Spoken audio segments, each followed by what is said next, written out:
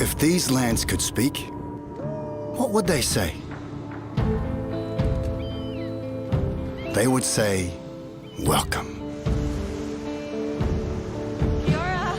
Kia ora. They would invite you in to share this extraordinary part of the world.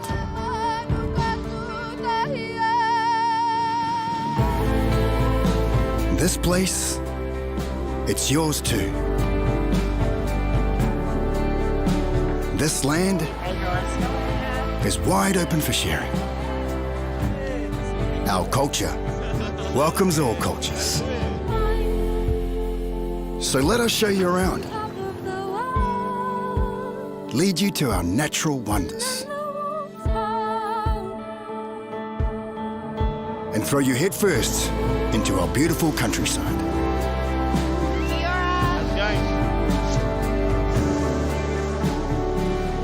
Because what you'll find down here, what you'll hear within our mountains, our lakes, and our people,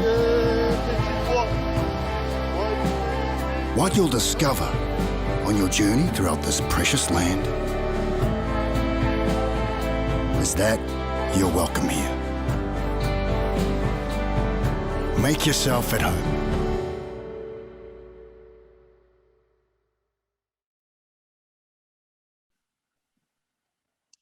Oh, good morning. Well, good morning from Auckland, New Zealand. My name is Scott Matheson, and wherever you are in the world, good evening, good afternoon.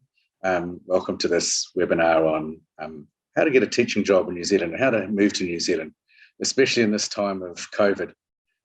We have some expert panelists on today to help you understand how you can move to New Zealand, and we'd like to introduce them to you now. So I'll start with my colleague in New Zealand, Zane Cheng, who's our Head of Immigration at Working In. Zane, if you could introduce yourself, please. Hi, everyone. Thank you for joining us today. Yes, my name is Zane. I am a licensed immigration advisor. I've been here in New Zealand. I'm a migrant myself. I've been here since 2002, and I've been specifically at Working In for coming up to 6 years now. So like most of our team members, we have a big visa team. So we have 14 licensed immigration advisors. Most of them are migrants. So we have gone through that process, that journey. We know what it's like to migrate. So very happy to help you. Fantastic. And we'll talk a little bit about what a licensed immigration advisor is later, as Zane is, and because it's actually a really important point. I'm going to switch over to the other side of the world now and introduce you to Paul Goddard. Paul, who's based in the UK, if you could introduce yourself, please. Yeah, hi everyone. My name's Paul Goddard. I moved to New Zealand back in 2003 with my family. I was looking for a better lifestyle and a great place to bring up the kids. My kids grew up in New Zealand. They're all adults now because I'm old. And for the last 15 years or so, I've been helping people like you make the move to New Zealand. We've helped place lots of teachers. We've got teachers as clients and ex-clients who are in New Zealand, and we look forward to helping you and connecting you with them. Fantastic. Thanks, Paul. Paul is also a licensed immigration advisor, so that helps. And finally, back to Auckland, Renee Wade is our candidate manager, and she'll be talking specifically about what you need to do as a teacher in order to get ready to move to New Zealand. Renee, if you could introduce yourself. Hi, everyone. My name is Renee Wade, and I'm the recruitment candidate manager for Working In. I joined Working In July of this year, but prior to that was working with a rail-specific recruitment company, helping to place many, many candidates around the world. I have a passion for helping candidates to find jobs, and currently I'm responsible for assisting our teachers with finding work in New Zealand. So I'm here to assist with that. Thanks, Renee. One of the benefits of age is that you have experience, and I was just sort of totaling up the years around the panel today, and there's well over 60 years of experience in helping people move to New Zealand. So we're not fly-by-nighters. You can't accuse us of that. But mostly we really enjoy this. This is why we're here. We love our country, and we love basically helping people come down here and enjoy the lifestyle that we have. I'm going to run through what we're going to do today. So just the current situation, what's happening in New Zealand now, the immigration and visas, then we'll run through how actually do you get a visa, the catch-22, because in New Zealand you do need a job to get a visa. How do you get around that when you're living elsewhere? It is a challenge, absolutely. Renee's going to sort of dive deep into the education industry and let you know exactly what you need to do to get prepared so that you are job ready. There's no point in applying for jobs at this early stage if, for example, you're not registered. And so what do you need to do for the job market? And Paul will tell you about that. There are border closures at the moment. Those are starting to loosen. Obviously, this new strain is shutting down borders around the world, but we'll give you an update on where New Zealand sits. And then what's the next steps? What do you have to do now? You've come to this point. It's amazing that you're here. It shows that you are at least committed to the idea. At the end of this 40 minutes, you should have a better idea. Do I want to do this or not? And if you do, then we can step you through our pathway and what that means, which will eventually lead you to living in New Zealand. So welcome again. So very briefly, look, the current situation in New Zealand is that we are living in Auckland and we have been in a long lockdown. That's sort of loosening this week, which is fantastic. I'm currently at our place of work. So, most things are starting to open again. New Zealand, as you know, has taken a very, very strict approach to COVID. And I think, we've had fewer than 100 deaths, and our government is very, very adamant about keeping those numbers as low as possible. So we take a very, very conservative approach. One of the things that you will need to know, and it's really important, is that anybody coming to New Zealand who's on a visa must be double vaccinated. So I know that may impact some people, but it is part of the government policy. Also part of the government policy is that teachers by mandate must be double vaccinated. So if that's not for you, then it's better to give you that information up front. What it has meant, though, is that a lot of teachers in New Zealand have left the profession because they're choosing not to be vaccinated. And this has created a lot of problems because there are shortages. So, that's a bit of a background specifically around teaching. I think next year we're all very optimistic about borders opening. There is a plan in place. There are specific dates in place that the government has put down around border opening, which is really, really optimistic. And so for you, if you're considering moving to New Zealand, we think that right now is probably the best time to get started. Okay, so look, that's the current situation. In terms of immigration and visas, Zane is our head of immigration. If you are a teacher and you're wanting to get to New Zealand, Zane, can you just explain the process? Most of the people on this webinar, I assume, want to become a resident, a permanent resident, and then a citizen of New Zealand, hold a New Zealand passport. Can you explain the process, please, how to get to that point? Yeah. So just to give you a brief overview of the immigration system, visas are kind of categorized into temporary visas and residence class visas. So most of you, I assume, as Scott said, would be aiming for that residence class visa. The residence process usually do take a little bit longer. There's more requirements to be met. So most people would want to apply for the temporary class visa first. There's so many different types of temporary class visas, and depending on what your situation is, what your family situation is, there might be different types of visas that would best suit you. So that's the general overview. Now, with the borders being closed, there is the border exemption process that's put in place. Good news is there is teachers on the category, so on the border exemption category that's allowed, and there are still ways of coming in. So that's the borders, and then so you go through a temporary application process, and you apply for residence as well. But most people would first require that temporary application. What we do here at Working In is we do an assessment for you. It's called My Visa Path. And as most people, each person's situation would be very, very different. What we do is we look at your individual situation, and we basically map out your options for you. So you might be applying for an essential skills work visa, for example, or partner visa or dependent child visa. So these are temporary visas. And then we map it out as to how you can get here and how you can get to the end goal of applying for residence.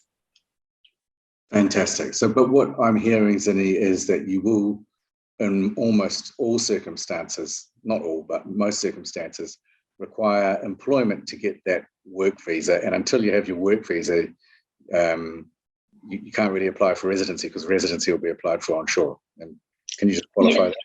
Yeah, that's correct. In most cases, that is what it looks like. So you need a job offer first. And also specifically for teachers, like most occupations, you need to prove that you have the suitable qualifications or work experience. But for teachers, there is an extra requirement of having a registration. So registration is not just required for the occupation, it's also required for the visa application as well. Yeah, it's a fantastic point. And so that sort of comes to the catch-22, because Paul, you need a job offer to get the visa, you need registration to get a job offer. Renee will talk a little bit about the registration, but can you just take us through the catch-22, your experience? I mean, wow, I know that you have helped literally hundreds of teachers over the years, so please explain your experience around this.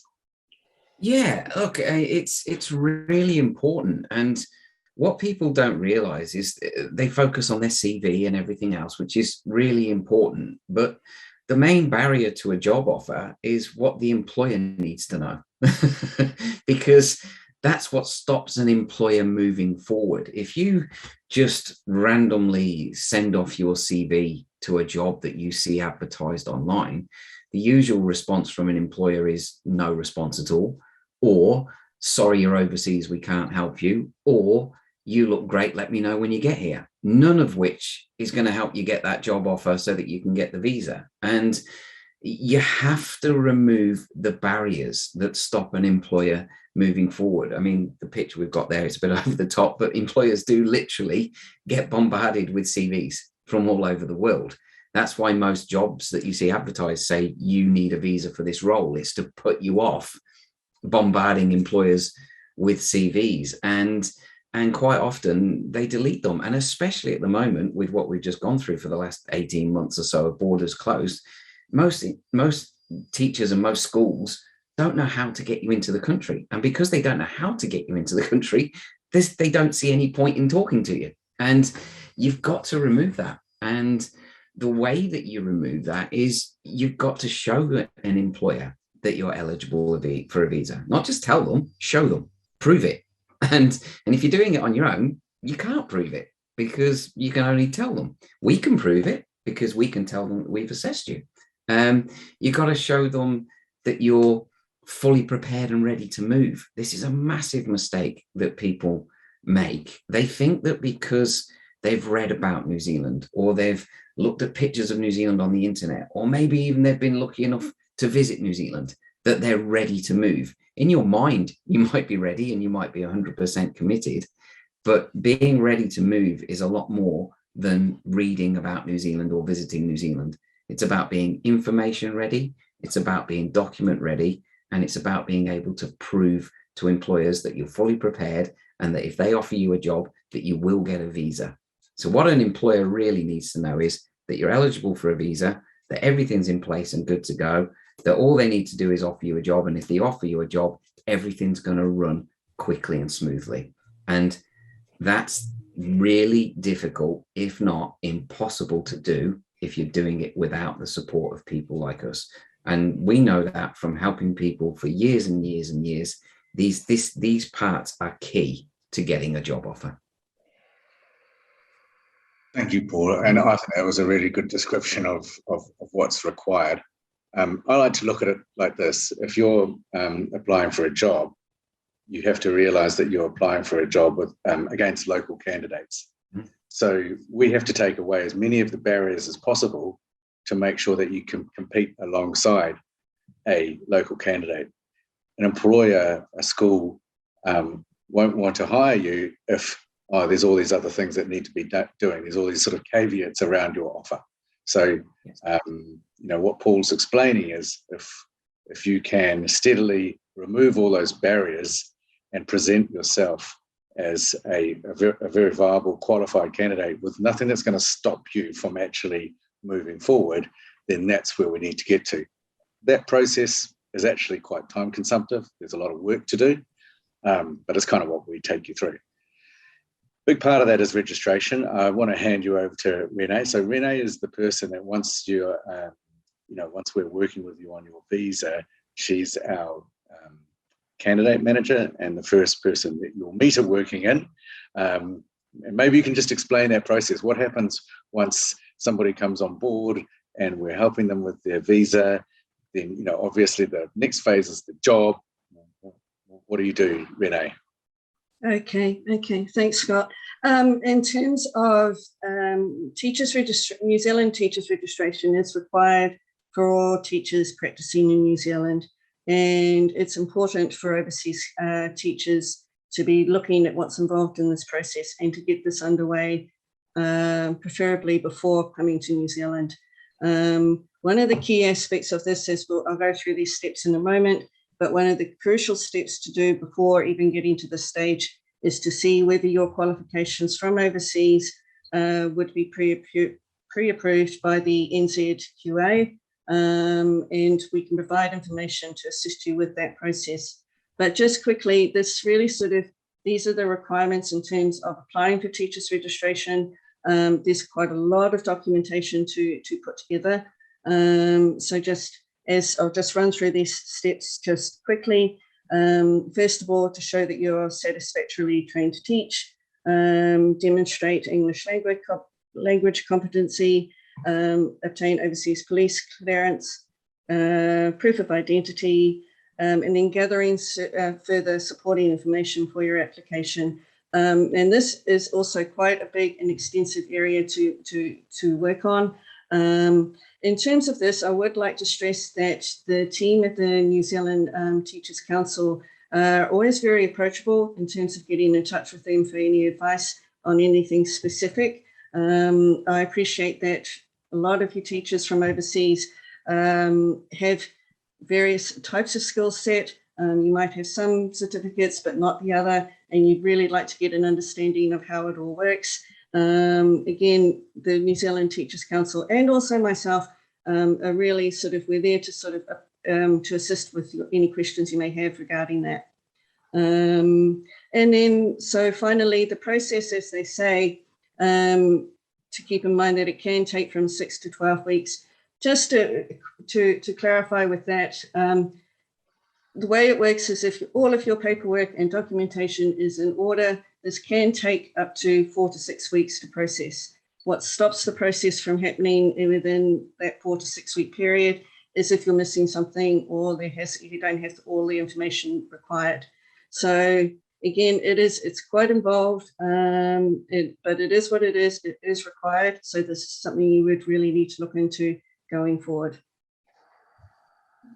So. Yeah, thanks, Renee. And I see that you've got some links that might be helpful. I do see there's the job board there for teachers. Paul, you've got a view on this around applying for jobs right now. It's good to have that and to peruse and see what vacancies are available. But at this point in time, I think Paul's already explained. It's going to be quite a challenge, isn't it? Yeah, absolutely. I mean, look, finding out what's out there is a good idea. I mean, certainly the clients that we are helping with visas across all occupations at the moment, we've got a very, a very clear message to them at the moment of, don't apply because you don't want to waste what is potentially a great opportunity. yes, sure, that job that's advertised right now might get filled because the borders are closed and somebody fills it. But there's going to be other opportunities. Your teachers, okay? There's going to be opportunities. And as the borders open, you're going to see this moving forward massively, with lots of opportunities coming forward. The key at the moment is to get ready. Sure, have a look at what's around, get an idea, but get ready. And then as the borders open, we can start negotiating with those employers for you if you want us to. Thanks, Paul. Yeah, look, there's a lot of inquiries, and I can please ask questions. We'll answer them as we go, as much as we possibly can. If we don't answer all your questions right now, we'll get back to you. Every question's important. There's no silly questions. Just ask away, please. I do have another question for Renee before I go on to Zane. Renee, what are the key roles that are the most in demand? That if you're one of these, it's a slam dunk. What are the strongest in demand roles in New Zealand for teaching? Okay. The most in demand teaching roles at the moment are for STEM teachers, the science, technology, engineering, and maths. It just very, very much in demand, but also teachers with teaching experience in biochemistry, chemistry, physics, maths, hard and soft materials, and ICT programming are also in demand in New Zealand. So the pathway to finding work, if that is your experience in terms of teaching, could be quicker because of the demand here in New Zealand. Sure. Okay. Thanks. And Zane, you touched around the border exceptions. I mean, if somebody's just starting this process now, would you be advising them to kind of push through this really quickly and try and get a border exception, given that the government's indicated that borders are opening in April, May? They haven't given us a clear date yet, have they, as to when offshore processing of visas will take place? But should people be driving towards a border exception or waiting until the borders open, where it's going to be a lot easier? Do you have a view on that? I think it really depends on each person's circumstance. So it's really worth coming and talk to us and us saying, okay, based on your specific circumstances, you should go forward based on your job offer. You can qualify for a border exemption. So each person will be very different. And yes, the government has announced last week that there are changes to borders coming, but they haven't specifically given a date yet in terms of when the immigration policy will change. So at the moment, the border restrictions are still in place. Immigration policies are still as it is, but we know that it is coming based on the announcements last week. It will eventually be open sometime next year, but we just don't know when yet. So very important for anyone that is looking to move to, get prepared, like Paul mentioned. A lot of the documents that's required will take a lot of time. Based on your situation, you might still be working, and so you're doing it while you're looking after your children, while you're working as well. So you want to make it, you want to get prepared. You want to do it slow in the background. And the other reason to engage with our services is that there are so many changes to policies all the time. So, alone last week, there's been 2 or 3 amendment circulars from Immigration New Zealand. So our job is really to keep on top of all those changes. And based on your circumstances, we can say, okay, this is a change that might affect you or might not affect you, so you don't have to worry. And we guide you through that process over the next few months and prepare you towards a point where you can lodge once the application for offshore open again, or we can lodge a border exemption based on your circumstances. But preparation is key, as always, and you want to be able to make an informed decision as to what you go for, what you don't go for, because there's this new residence category that's come up, or new work visa reform. So it's very confusing. So it's best to get direct advice based on your own individual circumstances as to what you should do. It's very obvious that you sit at the coalface, Zane. I can hear you've had so much experience talking to people and dealing with some of the issues, like the time that it takes to get your original qualifications from educational institutions because of the delays in COVID, because the requirements require original documentation.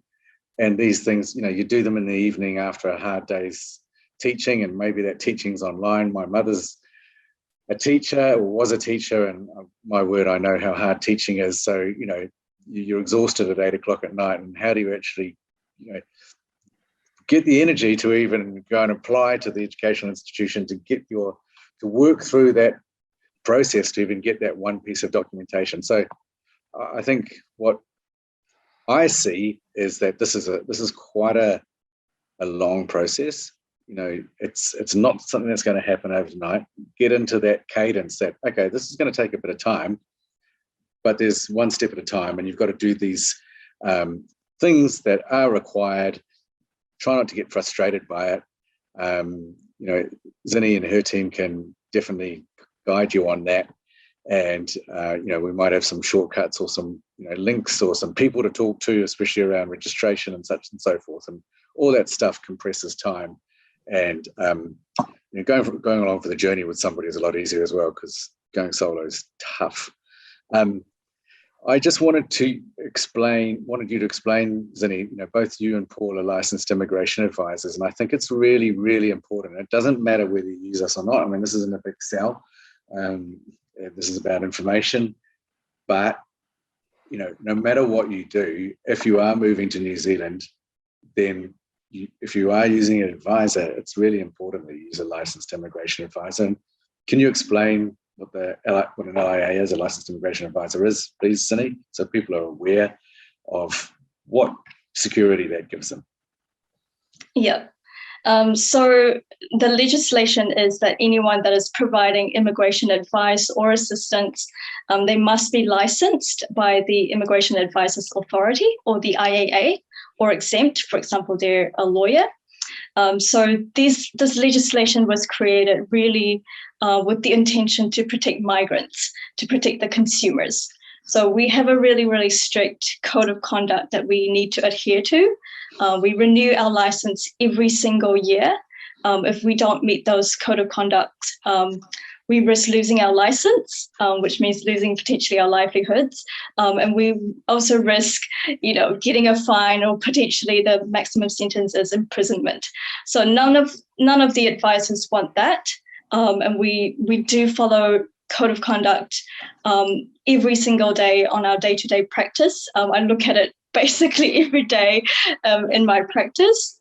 And the process of getting licensed is you need to go through this very in-depth course. So you study. So we have a couple of advisors currently that have recently gone through the course. Once you've completed halfway, you can apply for a provisional license, but then you're supervised by a full license holder. So this is really to ensure that whoever is the consumer, whoever is the client, gets that full service from a full license advisor. So there are very, very strict requirements, and it's all to protect yourself. And of course, any money that you pay goes directly into a trust fund. Yes. Yeah. So we have a requirement where we take your money into, if we take it in advance, it goes into a client fund. So this is all strictly guided by the code. And then only when we've completed the work that we promised in the written agreement with you, then we can take the funds out. Exactly, which is basically once kind of certain parts of the work are done, and then ultimately when you've got your visa to New Zealand. Yes. Which is what we're all here for. Thanks, Zane. So look, the next steps, we've got a free eligibility assessment tool that you can fill in that will allow Zane and her team to understand on the face of it, prima facie, whether it looks as though you meet the criteria to migrate to New Zealand. Now that's really, really important, because when you're dealing with Renee, our clients want to know that you're eligible. Then once you've done that eligibility assessment, then we'll ask you to have or invite you, should I say, to have like 10 or 15 minutes with Paul. Well, everybody who's watching this, well over 100 people, Every single circumstance is different. We get that. We know that. That's just part of life, right? So you just get 15 minutes to talk to Paul about, hey, what about my partner, my kids, my money, my house, my dog? Where's the best place to live in New Zealand? How much do I earn? And Paul will run through that because we can't answer every question here today. Then he'll ask you to do a full eligibility assessment, which is £150 in UK, so about $200. And what will happen then is Zinny's team, this is a very, very in-depth questionnaire. We'll ask you everything about you, yourself, your partner, your kids. Really, we need all the information. Otherwise, Zinny is not in a position to advise you. You know, we can only advise on facts. So we'll be asking for all your facts. And then once that report, the My Visa Path that Zinny's previously mentioned, is complete, then you'll spend another hour with a licensed immigration advisor, most likely Paul, to take you through that report and explain it. And some of you might think, of course I'm eligible, and that's fair enough. You know, we understand that. You know, you've got the qualifications, you've got the experience, you're in good health, and you know you should be a slam dunk. It's kind of like a driver's license. You know, yes, you can drive, but if a policeman stops you, you've still got to show your license. And if we are working with an employer, they still want to know that you've done your eligibility assessment and still can, move to New Zealand. It's just one of these requirements. But what it will do will give you the pathway that Zinny was talking about. This will tell you, this is what I need to do to go to New Zealand. And you can use us after that to help you with your services. You can use somebody else. You can do it yourself. There's 3 options. That's up to you. But what this will do is give you that peace of mind that you know, A, I can migrate, and this is how I'm going to do it. And it'll also, give you an idea of how long that whole process is going to take. So the first step in the process, so I'm looking at the next steps and assessments as the bottom part of our sort of agenda item for today, is fill out that free link, complete the details. We'll come back to you like pretty much immediately and give you some feedback. And if it's positive, then we'll invite you to talk to Paul. And then you're on the next step of your journey. And then hopefully after that, the next step. And then it's just a series of steps. And this is what we've seen over the years. It's just, it all starts somewhere. And then suddenly you're living, a lovely lifestyle. So look, I'm going to ask everybody to just give their final words, and then we're going to wrap up. So Paul, if you've got anything else to, conscious of people's time. So otherwise we'll keep on talking, but Paul. Yeah, no, Scott, just literally following on from you there, next steps, fill out a form and get a free 10-15 minute call with me. I'll listen to you. I'll listen to where you're at. I'll tell you, I'll give you some clarity around the move, and I'll show you the way forward. And then if you go on and take the full assessment with us, then you're going to get an hour with me, or 45 minutes, where I'm going to map out your journey to New Zealand step by step by step. And at the end of that call, you're going to be crystal clear. These are my options. This is how it works. This is what I need to do. These are the timeframes. These are the costs. All the questions that you've got right now, because I know everyone watching this has got lots of questions, will be answered if you get a full assessment with us. That is so important. The most important thing, the first thing that you need to do before you do anything is get that done, because it's going to get you on track. Fantastic. Thank you, Paul. And Renee? In terms of the teaching jobs in New Zealand, for those that are interested to get a sense of what type of teaching jobs are in demand, the point of place to go is always going to be Education Gazette to get an overview of what jobs are in demand here in New Zealand. Just to get a sense, it's basically the job board for teaching jobs in New Zealand. So it's a great place to have a look. There are jobs on Seek, there are occasionally sometimes on LinkedIn, but Education Gazette is a place to sort of get a sense of where the gaps in the market are in terms of teaching positions. So if you're generally just tentatively looking to see what's out there and what's available, that's a good place to have a look. But we're recommending not to apply quite yet. Yeah, that's true. Yeah, absolutely. Yeah. And then Zinny. If you could just final words, please. Yeah. So the government does recognise that teachers is in shortage. So it is on the skills shortage list. It is on the scarce list. So there are a lot of opportunities. And just carrying on from what Paul mentioned about, the mapping out the steps when you do the eligibility assessment, when you do the My Visa path. And when you do sign up, because there are so many changes to policy, potentially those options might slightly change depending on, the immigration scene. The map has changed, so your route might have to change slightly. So that is what we do when you sign up. We guide you through the potential changes, and there might be a quicker route to what your destination might be. So yes, that's what we cover. Yeah, we haven't seen as many changes to immigration policy in the last year than we have in the last 20 years. There's no doubt about that. I can't even begin to open that door of how much change has taken place around immigration. But it's fair to say that New Zealand is implementing the biggest change in skilled migration policy in the last 30 years currently. So, yeah, it's quite bumpy, and there's a lot of change going on. So, look, I think that's it from us. We've got to finish somewhere. New Zealand is open to skilled migrants, to good teachers. That's probably the main message. To get here, you have to go through quite a lot of work, but fundamentally, you're welcome. We do have a skills shortage, and we do welcome smart, skilled migrants into a place that's the size of the UK with a population of 5 million. So look, please, if this is of interest to you, keep moving forward, keep moving forward, keep moving forward, and one day you'll get here. And it's goodbye for us. At the end of this webinar, we've got some photos. So a lot of these photos are photos from me or from people at Working In with their holiday snaps, or just what life is in New Zealand. We just thought we'd stick them up there so you get an idea of where we live and how our life is. So good night. Thank you very much for joining us, and we hope to see you down in New Zealand. Well, kia ora. Bye-bye. See you.